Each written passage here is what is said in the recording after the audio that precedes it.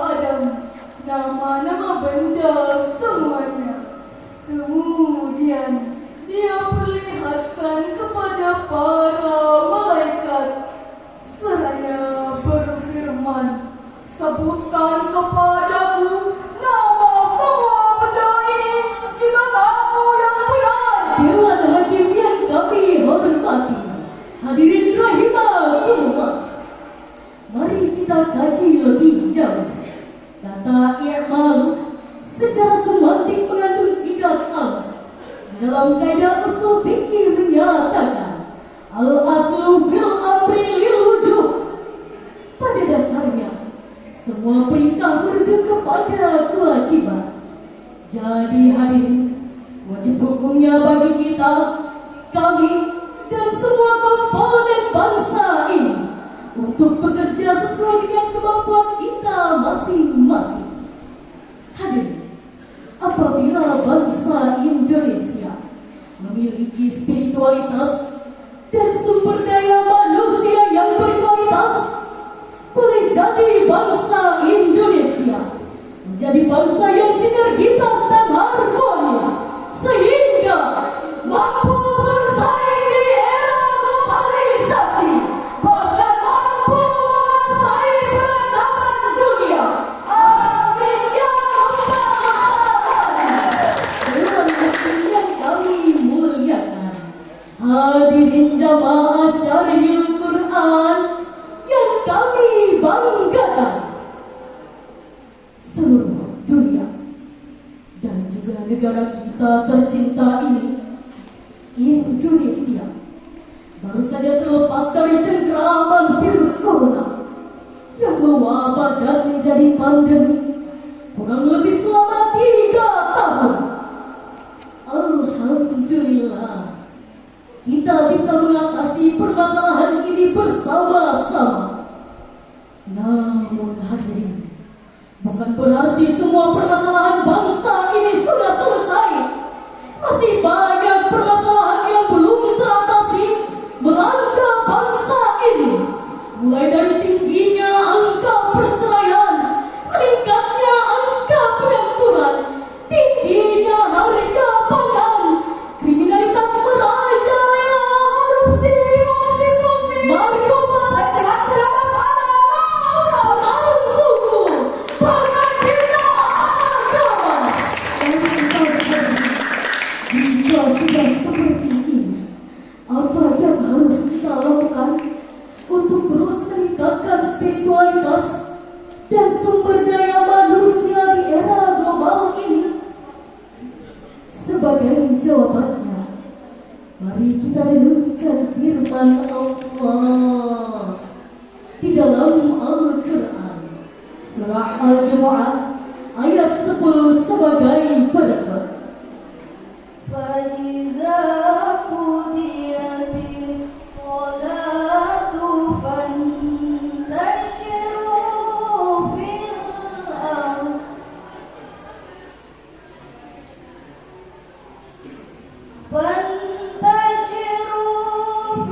الْأَرْضِ وَابْتَغُوا مِنْ فَضْلِ اللَّهِ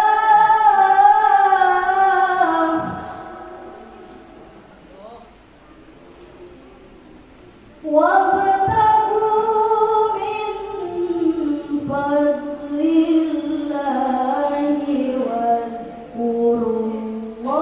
الله كثيرا.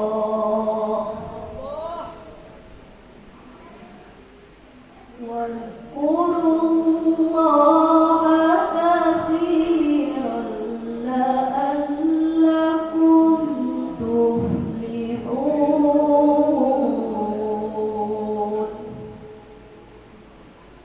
صدق Allahul Azim.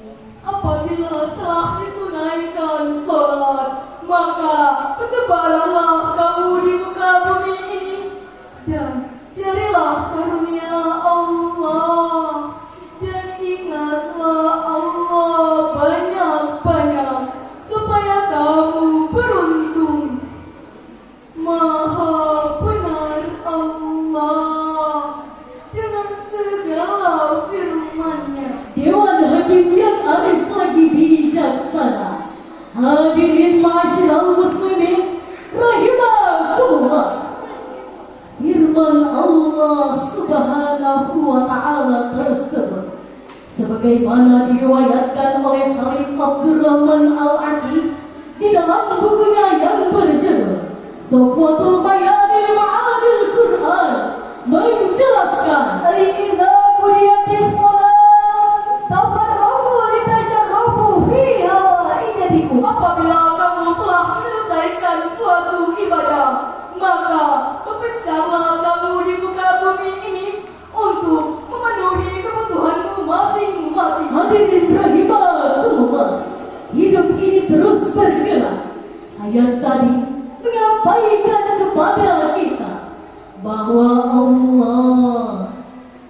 tidak meremehkan kita umatnya untuk mengejar dunia.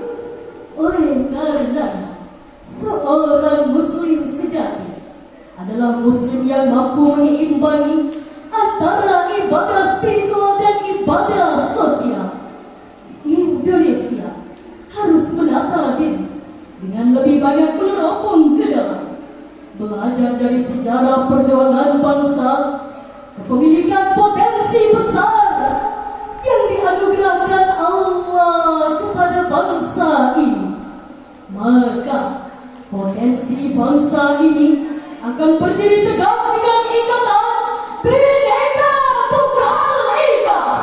Maka negara ini bisa maju dan bermartabat jika kita benar-benar menjalankan fungsi dan tanggung jawab kita dengan baik. Walaupun berbeda pola, tapi satu tujuan. Ibarat 5 jari yang dapat menggenggam dengan kuat suatu benda secara utuh. Maka jika diibaratkan, potensi negara itu adalah seperti 5 jari. 5 jari adalah pemerintah. Pemerintah bertugas mengatur segala urusan yang menjadi kepentingan rakyat dan negara. Jadi telunjuk. Mereka adalah para pengusaha dan para dermawan. Tanpa mereka yang memiliki modal besar ini, infrastruktur tidak akan terbangun, perekonomian pun tidak akan jalan. Kemudian cari tengah ini, karena posisi berada di tengah tentu tidak akan memihak ke kanan dan ke kiri. Mereka adalah para cendekia, para ulama-ulama, tokoh-tokoh agama, dan para TNI kita. Mereka adalah generasi kita, perlu teladan dan bimbingan dari kita, karena mereka adalah estafet penerus bangsa dan dari kelingking paling akhir dan paling kecil. Kecil-kecil cabai rawit, tapi kelingking lawan jempol bisa saja kalah. Dialah wanita. Peran wanita adalah sebagai tiang negara. Maka ketika semua ini bersatu dengan menjalankan fungsinya masing-masing, tentunya Indonesia akan kuat dan maju. Indonesia harus optimis dan kerja keras dalam membangun kekuatan bangsa melalui pembentukan sumber daya manusia yang inspiratif, memiliki motivasi, spirit yang kuat untuk menggali potensi bangsa dengan kreativitas dan tanggung jawab. Pertanyaan dari mana harus memulai? Paling mendasar dan utama adalah penataan pendidikan secara komprehensif dan terintegrasi agar kita bisa maju, terhormat dan bermartabat.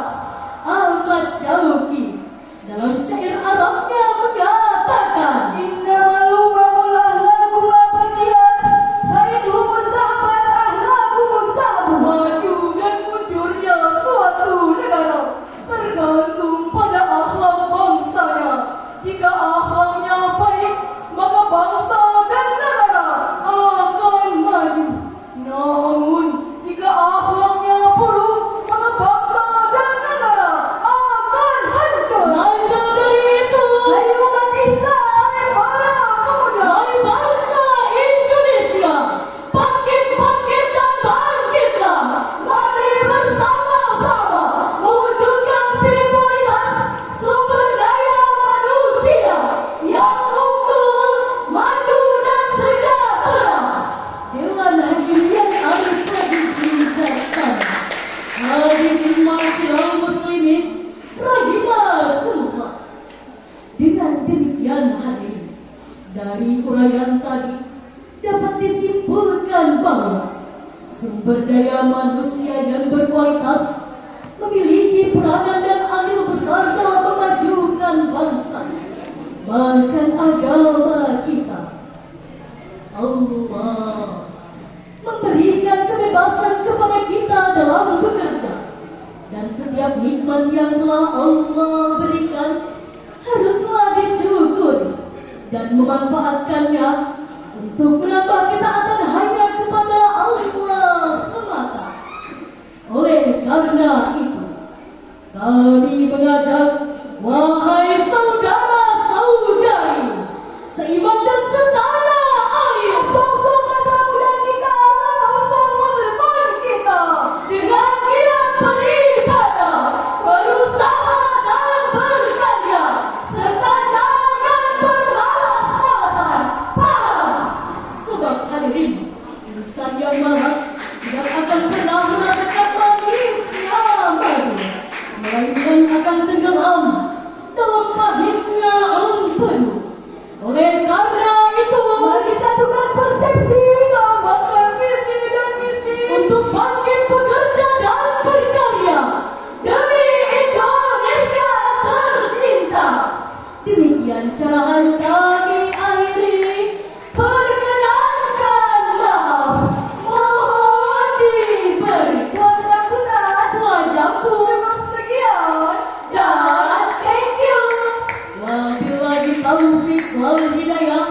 Wassalamualaikum warahmatullahi wabarakatuh. Waalaikumsalam warahmatullahi wabarakatuh.